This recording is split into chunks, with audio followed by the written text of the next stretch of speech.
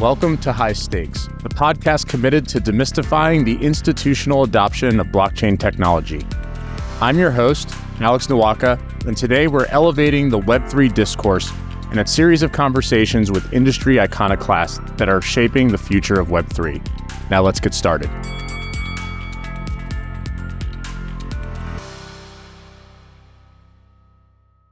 Welcome back to another episode of High Stakes. I'm your host, Alex Nwaka. Today we have the honor of interviewing Kevin Batteh, partner at Delta Strategy Group. Kevin has a very extensive career in the regulatory and enforcement of policy with stints at the CFTC, UK Financial Services Authority, and the US Senate Agricultural Committee. Welcome to High Stakes, Kevin. How are you? Thanks, Alex. It's a real pleasure to be here, and I'm thrilled. So thanks for having me. Well, we're thrilled to have you. So, Kevin, maybe give us a bit of background on Delta Strategy Group in terms of the scope of your all's work. I know that you guys don't only do sort of crypto-related policy and regulatory issues, and so maybe give the audience a bit of a primer on Delta Strategy Group. Yeah, sure. So we are a DC-based regulatory strategy and lobbying firm, and we're all former regulators and Hill staffers. We come from primarily the Commodity Futures Trading Commission, but also the SEC. We have some former SEC experience, Hill experience, and a former chairman of the CFTC, a former chief economist of the SEC. Now, that's sort of our DNA, and we work in a few fairly narrow swaths of the DC political and regulatory world. We focus primarily on equity market structure. So, how equities are traded, in the markets they're traded on and the rules around that. Derivative market structure, which is what we're, I think, really known for. We are sort of the go-to firm when you're talking about how derivative, futures and options markets work in the US and how they're regulated. And our focus is primarily on the buy side. So your asset managers, hedge funds, your agriculture companies, your energy companies, and the exchanges, a lot of proprietary traders. These are all people who have a common interest in efficient, well-functioning markets. So that doesn't really sound like it has much to do with crypto, but it actually has everything to do with crypto. I guess it really started with personal interest in crypto. In 2013, I became interested in crypto, Bitcoin. And in 2014, I was thinking to myself, this is going to be regulated. And if it's regulated, it's going to be regulated as a commodity because Bitcoin, looks, smells, tastes like a commodity. And that's a good thing because I think the CFTC is and I know we're going to talk about this a little maybe in the course of this podcast, but it makes sense for it to be regulated as a commodity. And the CFTC is probably the right regulator for this. So we started working with some of the companies in this space in 2014. And I make the bold claim that nobody has refuted or disputed that we were the first firm to represent the digital asset industry in Washington, D.C. We started lobbying in 2014 on some level. It's been one hell of a ride ever since. I feel like the Forrest Gump of crypto sometimes. Well, maybe to piggyback off of that, 2014 is a couple cycles ago. It's like, in some ways it almost feels like several decades in the digital asset and crypto space. So, maybe tell us about your sort of first engagement in sort of the crypto space and how that sort of just contrasts, context and otherwise to where we are sort of today. I think it's, in some ways, I think would be completely different in terms of landscape that you were experiencing then and what you see now. Yeah, our first engagement was really interesting. And I won't name names, although I don't think there's a reason I couldn't, but just client confidentiality, they may not want to be named. But I think our first client was a Bitcoin miner, if not our first, one of our very first, a Bitcoin miner. And they were a very successful miner. They were foreign nationals. They were from an Eastern European country. They wanted to go to Capitol Hill to explain to Congress why it would be very bad for the United States if China or Russia were to get 51% of the Bitcoin blockchain hash power. We all know what a 51% attack is. But in 2014, I had these super smart, super successful, very patriotic. They were not Americans, but they really believed in democracy because they were from a former Soviet republic country that had broken away. And they really believed that, hey, this is what America needs to do. They need to put a flag in this and call it an American thing. Don't let, China or Russia get that 51% because then they'll control the Bitcoin blockchain. Okay. So that makes sense, straightforward. But you've got the chairman of the House Agriculture Committee at the time, a guy named Mike Conway, great guy, accountant from Texas. He represented a district where there's all cotton. That was kind of his big constituency. And I've got these Eastern European guys. One of them, I didn't know this at the time. I found out several years later, he told me he just learned English on the internet, like Duolingo or something, a few months before I brought him in. And his business partner, who was also, heavy Eastern European, they sounded like Bond villains, accents.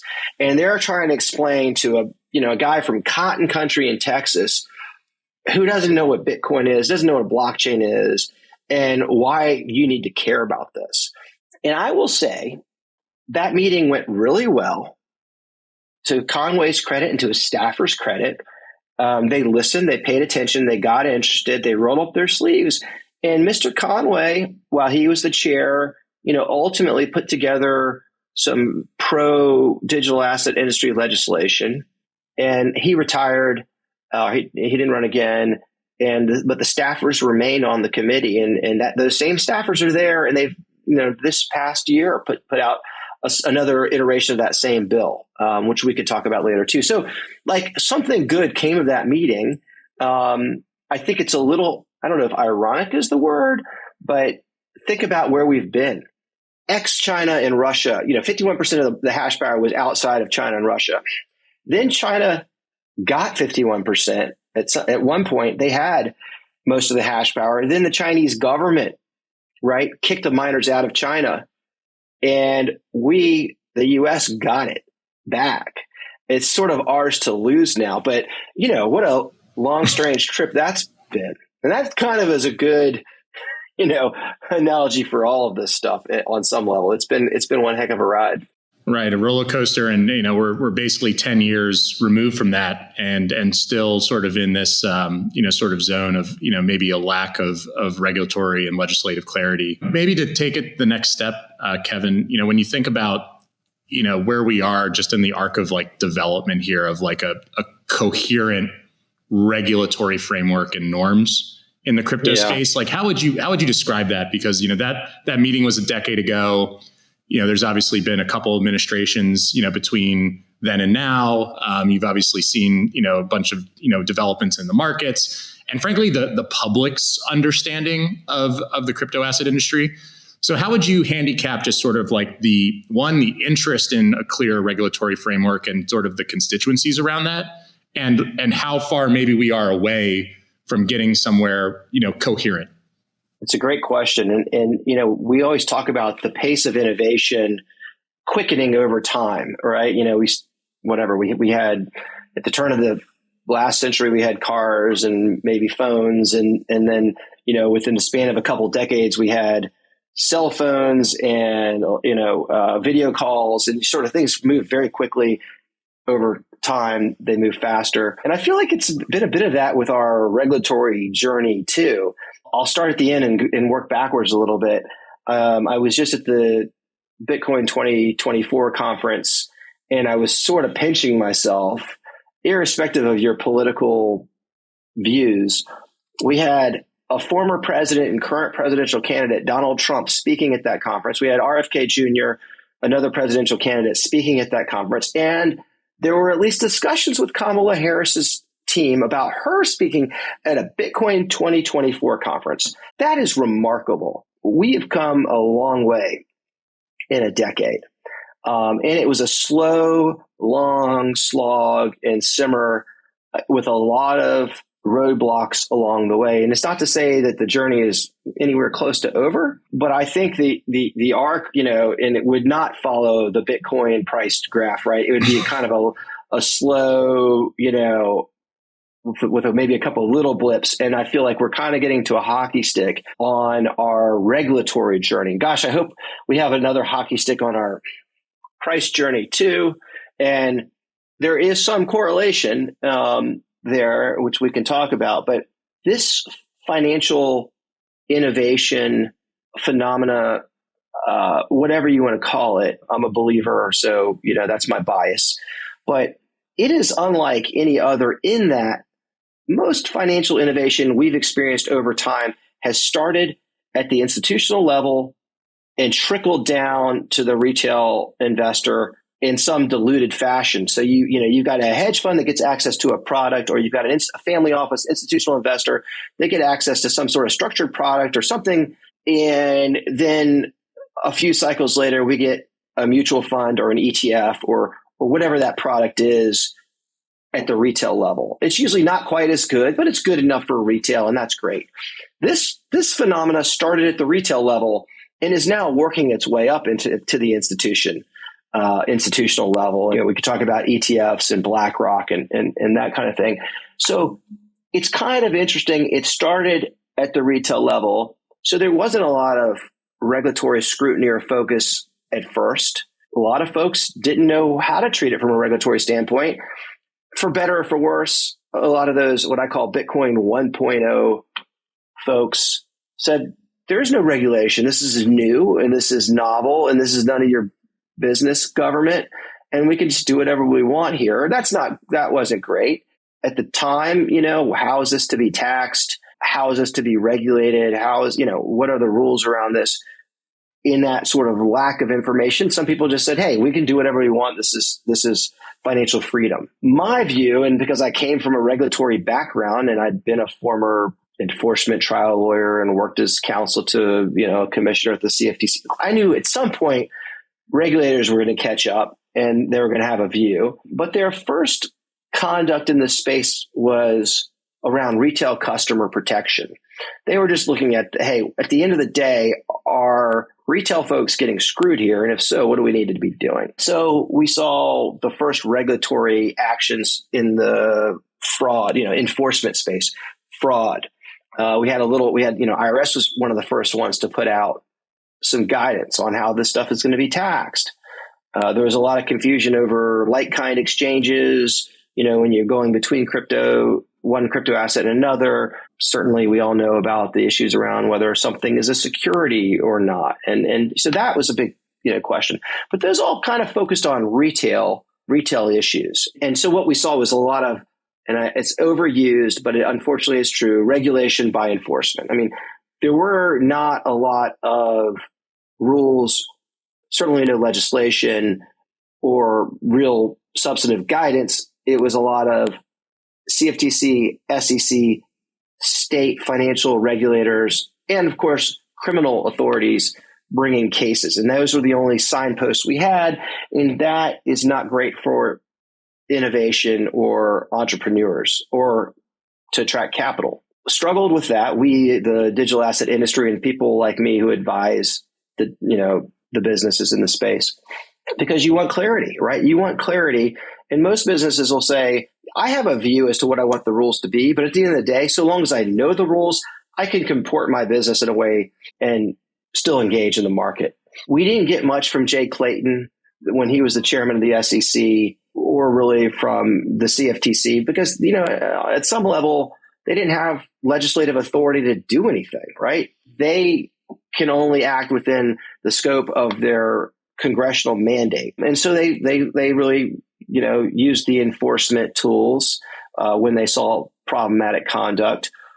I think that the current SEC chair, Gary Gensler, has made, he said what he was going to do and then he did it. And he's got a track record of doing that. And he made his case as to, what he thought digital assets were, securities. And so he went after them and he's continued to do so. And I think that's not been great for the industry, for better or for worse. And it's been this long, unfortunate history of regulation by enforcement with some very positive, very recent developments. I think the other thing that this ties into is, you listed a variety of, 3-letter agencies that are all in some way, shape, or form sort of jockeying for primary regulatory authority in the crypto space. And I'd just be curious, given that you've spent so much time, sort of in the regulatory sort of space and inside of some of these agencies and even around sort of Congress. Yeah. What's your sort of viewpoint on, each of the agencies' sort of like individual interests in the category, and whether you think some are better equipped maybe to play a constructive role in the industry's development? Because I just have this sort of feeling that, hey, this is, like any other industry, right? Where if you look at, an agency's purview, they're always naturally looking to expand their purview, as an example. And this feels like a way to expand purview. And so I'm just curious if that's like the right dynamic that you think is sort of explains why so many of these agencies and sort of regulatory enforcement bodies have jumped in. And then I'm just curious, like, who do you think, you sort of mentioned CFTC on Bitcoin, but I'm curious, there's obviously a lot of other assets outside of Bitcoin. And so do you think that's the CFTC, or do you think that's another agency or set of agencies? Yeah, Bitcoin absolutely is a CFTC. Well, we'll back up. Spot trading of any non-security digital asset, at least today, has a pretty clear way to be traded through state regulated money transmittal licenses. So like what Coinbase does today, if you just want to buy and sell Bitcoin over, without leverage or margin, just on the spot, there is a regulatory place for that. If you want to trade futures, options, trade on leverage or margin, Bitcoin, and I'd say Ether and a number of other tokens, I think the CFTC is very well equipped, and they already have a really good regulatory framework, and they are already doing it for that matter. I mean, there are CFTC registered futures exchanges as big as the Chicago Mercantile Exchange that offer Bitcoin futures. And it works. If you want me to frame sort of the agencies, and I think it's a great question. Which agencies make sense, which ones don't, and why? If we're going to give a big chunk of jurisdiction to one agency, the CFTC has a history of dealing with new and innovative products. The CFTC's initial mandate was ag markets. Very important to our country's economy. Soybeans, hogs, wheat, milk, whatever. Okay. They could not have envisioned weather futures, interest rate futures, foreign currency futures. There's all sorts of interesting novel products that have since health cost futures. All these interesting products have come out, and the CFTC, because of their principles-based mandate, has been a great regulator. Part of their mission is to foster innovation, part of their statutory mission or mandate. And they have a principles-based model whereby here are the core principles with which you must comply in order to engage in this business. We're not going to tell you how to meet them. As long as you meet them, you're free to innovate however you want, as long as the outcome is the right outcome. I think the CFTC has an advantage over the SEC. The SEC is more of a rules-based agency. It's very prescriptive. There's not a lot of flexibility. And that's great for markets that we know and understand and that are vital to the U.S. economy, equity markets. It's not great for innovative and new products.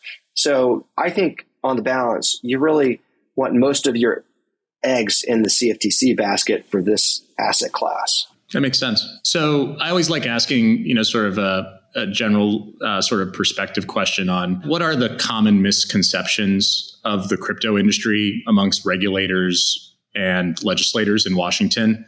And then I'll have a follow-up question where we flip that on its head, because I think it's just very helpful for both constituencies on both sides of this to kind of like weigh in. So I'm curious on the regulator side. Yeah. And I love your questions, Alex. Common misconceptions. And look, this is on us as an industry. It's our job. These policymakers, these legislators and regulators, right? They have a day job that is not crypto, right? If you're a legislator, one day you're going to a hearing on Veterans Affairs. The next day it's on some, environmental issue. The next day it's on healthcare. And then maybe there's, you've got crypto somewhere in there too. So they're generalists. They're not subject matter experts. And so a big part of our job is to educate them on our issues. That's what I do. And that's what our clients pay us to do. And that's what they do on their own. The misconceptions, I think, are terrorist money, illicit finance, human trafficking. Basically, this industry came into existence in the public consciousness, I guess, because of Silk Road. So that's kind of our debutante coming out party. Mm-hmm. And that took a long time to shake, and it's still out there, even though if you look at the actual dollars or value that's, used for bad purposes and compare the dollars to the crypto, it's like not even a drop in the bucket. Even if you normalize for the total amount of crypto, total amount of dollars in the system, like it's much easier to do bad things with a brown paper bag full of $100 bills than it is on a distributed ledger that has, a permanent record of all of your transactions. But the narrative that we get, and, you see this in a lot of what Elizabeth Warren will say in hearings and in some of her legislation, is like, this is bad people money and we need to get rid of it. We need to regulate it out of existence, basically. That is the most common misconception. Unfortunately, it's a simplistic way of looking at this, that causes us a lot of problems. The other one, and I think this is where we as an industry need to do a better job, especially now. We were always talking about the promise of this technology, the sizzle, but we didn't really deliver a lot of the steak. And Validation Cloud has done a good job of this. And the people that are building apps and use cases are doing a good job on this. But what is the purpose of this technology aside from, making Bitcoin bros lots of money? Like, there are actual uses out there now that are legitimate, that are actually helping to further commerce, further agriculture, further, all these industries. And so we need to do a better job of explaining that to lawmakers and regulators. You sort of hinted at this at the beginning. If we flip that on its head, sort of the misconceptions that the crypto industry has about legislators and regulators, there's a component of it that you just mentioned. It's like, hey, we all just assume that these folks are deep specialists, when in fact they're generalists and they're busy, and this is maybe not an issue that they're well read on. But are there other ones that you see pretty common? Well, the corollary of that is, they're all out to get us, right? So not giving the regulator or the legislator the benefit of the doubt and just kind of assuming that they're our enemy. They need to be our partners if we're going to be successful. We really need to work with them, not against them. And I see a lot of people, especially on social media. An example would be one lawmaker put out a bill that was really bad for industry. It was like terminal. Another lawmaker was trying to help the industry and had some limited engagement with the industry and put out a bill that was sort of supposed to be a counter, an opposing bill that, hey, it was a bill that Elizabeth Warren put out. And so someone else put another bill out, and they didn't get it perfectly right. It's just not an easy stuff. And immediately the crypto Twitter or crypto X world blew up and started chastising the member who was really trying to help. And that member said, why am I even trying to help these people? They're just crapping all over me, right? And I was just trying to help them. And so I think sometimes we as an industry need to take a step back, especially when it comes to Washington, to make sure we understand how it works and really to try to foster those relationships. So the Bitcoin 1.0 uber libertarian mentality, I don't think that was helpful. I think most people have gotten beyond that. They recognize that this is not going to be entirely unregulated. We need to work with regulators. So I think that misconception is kind of gone. But I think it's also understanding the important role that good regulation has to benefit the industry and the value in this ecosystem. How do you think all of this sort of changes in terms of dynamics now that we, sort of start to see burgeoning institutional interest in the category? And so I think you've had a very eloquent portion of your earlier answer around, this is one of the first technologies that went kind of direct to retail. I mean, I think you can point back to any other technology, whether it's like the computer. The only organizations that could afford a computer that was like the size of a room were the big corporations, right? And it's actually, corporations are in some ways a very Darwinian place for a new technology to grow, because if it doesn't reduce costs or it doesn't increase revenues, it doesn't really exist very long there. And you eventually get to a place where you shrink the technology down, you water it down and it becomes retail. And so in a lot of ways, to your earlier point, this technology has worked in sort of the reverse. And so now that you're seeing sort of institutional interest from the BlackRocks of the world and so forth, how do you think that changes not only perceptions, but also just like the likelihood that, sort of the regulators and legislators are paying attention? Look, I have 100% confidence that the regulators and the financial institutions especially are paying attention. BlackRock being involved is a huge, it's institutions essentially trying to co-opt that retail piece of this, right? But, my firsthand experience really is that the institutions more broadly are still, their adoption is still happening. And there's a lot more institutional uptake, which will be an upside to the retail folks who were in before the institutions. I'll give a little bit of an example. I will anonymize a bit, but I serve on an investment committee for a not-for-profit that has a fairly modest endowment relative to what you think of for like a big institution. But it just happens that this investment committee, I'm by far the dumbest person on this investment committee. It has, and I don't want to mention names, but just think like chief investment officer of a Citibank or a Morgan Stanley, that type of institution. It has the chief investment officer of a one of the top performing hedge funds of all time, like the kind of people you'd be like, I'd love to have.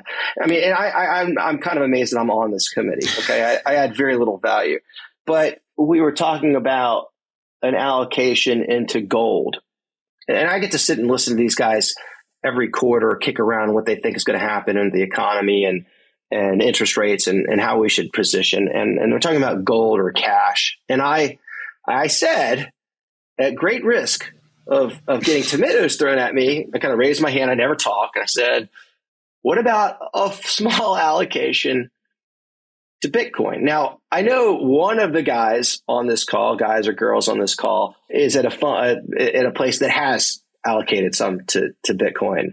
Famously, it's a big, whatever. But most of the rest, and I didn't get laughed out because they were being nice to me, but I got a resounding, like, in our investment advisor, which is one of the big houses, that you could said, oh, well, we have a fiduciary duty, so we're not really, we can't recommend that.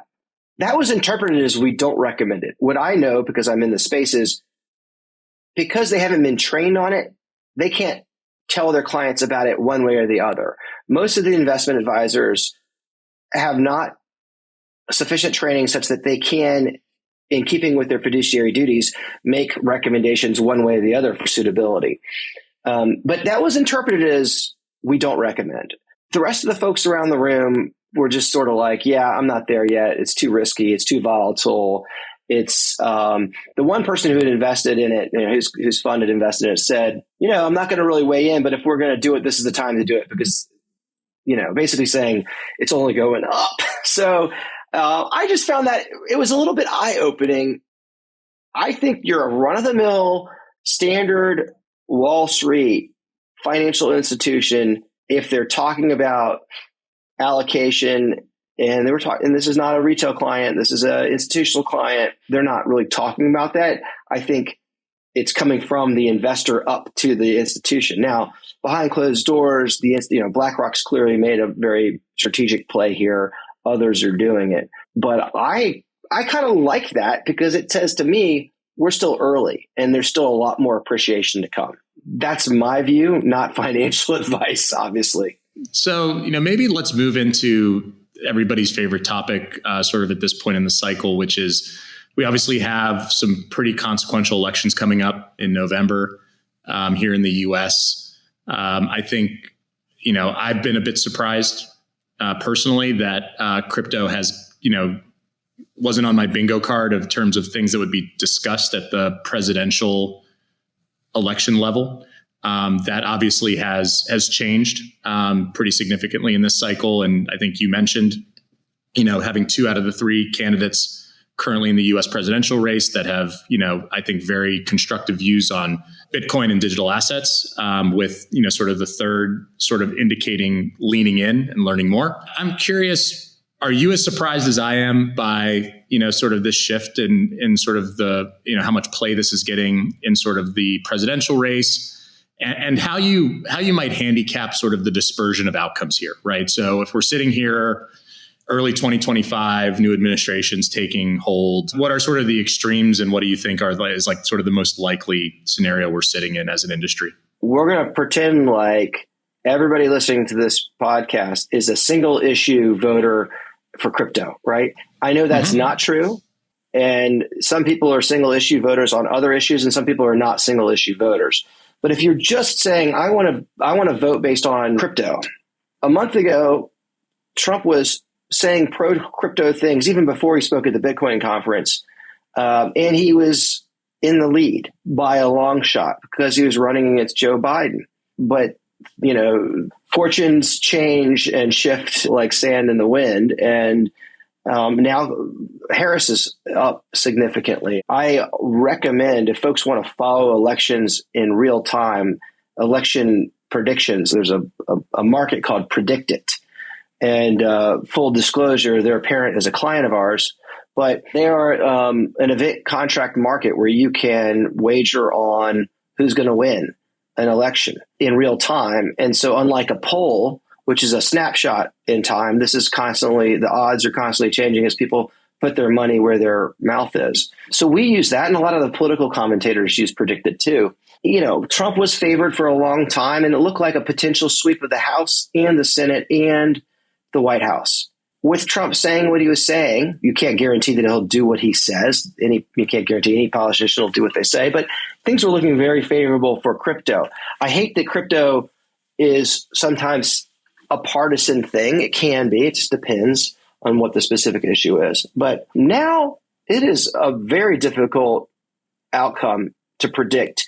Harris is up currently on Predicted. She's at 56 cents to 46 cents Trump. So that's, if you could buy Harris for 56 cents, you could buy Trump for 46 cents. But, everybody says, well, they had the convention, and that's part, there's always a few points of the convention boost. She's got this honeymoon period.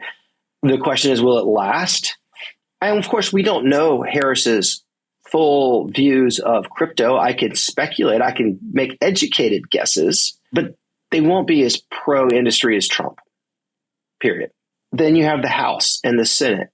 And I think right now it looks like the Senate is leaning more Republican. The swing states that you mentioned, Arizona, Michigan, Pennsylvania, Wisconsin, those are still in play for the most part. And the House is really tight. I think it's like a 5-seat kind of deal. So we'll almost certainly have divided government. It's not likely that one party is going to have all three chambers. And that means that no one's going to be able to ram through their priorities without some concessions or negotiation.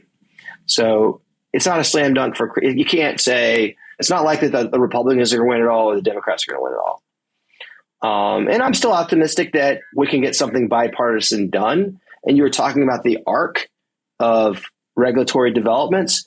In this last year, we've seen some very, very positive legislation, bipartisan legislation, Republican-sponsored legislation, and Democrat-initiated legislation.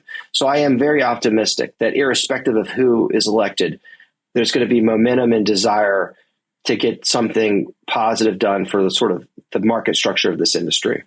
So we spent a lot of time talking about the U.S., which is sort of the big cheese, and where I assume you spend most of your time. But you obviously have a background that in sort of European related regulatory, and so I'm curious maybe to get more specific. But obviously in Europe we have sort of the MiCA sort of regulatory framework, and I'm just curious how you see that setting up the European market from a commercial sort of like either expansion standpoint or just how we should look at that framework and what it means. MiCA, it's the markets in crypto assets. That's what regulation. And the Europeans took a playbook from Gary Gensler during Dodd-Frank. The whole developed financial world said, we need swaps regulation. And they all kind of agreed on principles. And then they went to their member countries and implemented those regulations. Gary Gensler said, I want to be first, because if I'm first, then everybody else will have to do what I did. They'll have to fall in line and have regulations that are similar and compatible with mine. I don't want to have to do what they do. I want to set the standards in the U.S., which, is laudable. Don't always have to agree with the outcome, but I get and agree with what he was trying to do in that regard. The Europeans, to their credit, said, "Hey, we're not going to get something that the Americans do shoved down our throats. We're gonna get it done first," and they did. So MiCA creates a regulatory framework. It gives legal certainty to businesses who want to do business there, which is a big boost to them, that clarity and uniformity. And it's also a big boost in confidence to investors. It gives you passportable market access, because if you get a license in Germany, you can do business in other EU countries. So that's a big, big plus. It gives some room for innovation. It set up clarity for stablecoins and CBDCs. So those are like, in sort of token, is something a utility token? Is it a security? E-money? They had all that in there, and a whole framework. But I guess the downside is that it is viewed anyway, and I don't have direct experience. I don't advise clients on MiCA specifically, but it's seen as a bit one size fits all approach and overregulation. There's a lot of regulatory compliance costs and administrative burdens. At the time, I think people were just so happy to have some clarity and a place they could go and know that they're not going to get sued for violating unclear laws, that people are willing to deal with that and live with that. I think if the U.S. can get its act together, we're going to attract a lot of that business back to the U.S. Because I think if we can strike the right regulatory balance, then I think we can outcompete any other jurisdiction. Capital wants to come here. People want to do business here, but they want clear rules of the road. If we can get that done, I think we'll see an influx of capital and jobs and new businesses. So one question I had for you, because it was also a recent Supreme Court case that I think has obviously broader implications than just the digital asset and crypto space, but really the repeal effectively of the Chevron Doctrine. I'm curious if you view that as big of a win in the crypto and digital asset space as it's like been sort of reported. I feel like there's been a lot of the talking heads who view it as, in some ways really neutering the ability of, regulation by enforcement. But I'm curious if that's like really the right read, or if you would take a more nuanced view of that. It's seismic in the administrative law world. It is a big deal, no question. It typically, Chevron doesn't, it applies to the say the CFTC, but it doesn't come up often in their cases. It's usually when the agency's gone out on a limb and interpreting their statute in a way that, is ambiguous or unclear. And then the court says, well, the tie goes to the runner. We're going to defer to the agency that they are as good or better than anybody else in reading their statute. And so agencies use that to stretch and push the boundaries of their jurisdiction or their authority, much to the dismay of the business community. So I think it is important. However, there haven't been a lot of cases that I'm aware of in crypto where Chevron deference was a big issue, an important issue. It's part of a broader narrative of regulatory overreach and legislation. So there's enforcement, there's legislation through enforcement, or regulation by enforcement, but there's also legislation by administration. And that's also a problem. You do not want an administrative agency creating new rules that they don't have a congressional mandate to create. And I think that's where we've seen a real desire to rein these agencies in.